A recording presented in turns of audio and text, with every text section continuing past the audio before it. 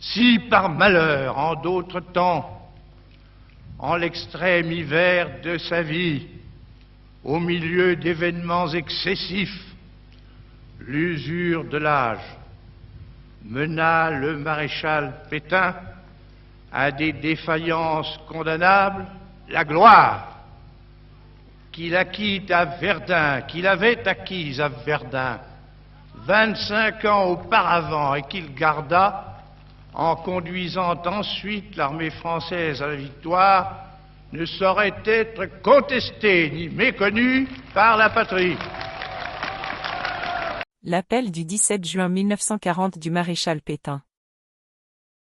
Ici, Radiodiffusion nationale de l'État français. Mesdames, Messieurs, Monsieur le maréchal Pétain, président du Conseil des ministres, vous parle.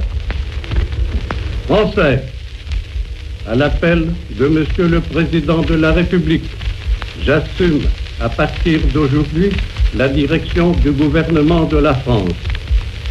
Sûr de l'affection de notre admirable armée qui lutte avec un héroïsme digne de ses longues traditions militaires contre un ennemi supérieur en nombre et en armes.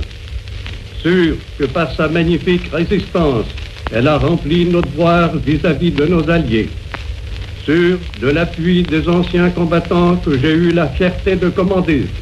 Sûr de la confiance du peuple tout entier.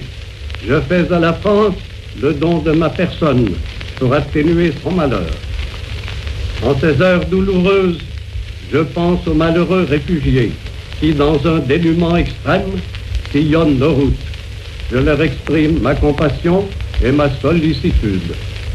C'est le cœur serré que je vous dis aujourd'hui qu'il faut cesser le combat. Je me suis adressé cette nuit à l'adversaire pour lui demander s'il est prêt à rechercher avec moi, entre soldats, après la lutte et dans l'honneur, les moyens de mettre un terme aux hostilités. Que tous les Français se groupent autour du gouvernement que je préside pendant ces heures, pendant ces dures épreuves, et fassent taire leur angoisse pour n'obéir qu'à leur foi dans le destin de la patrie.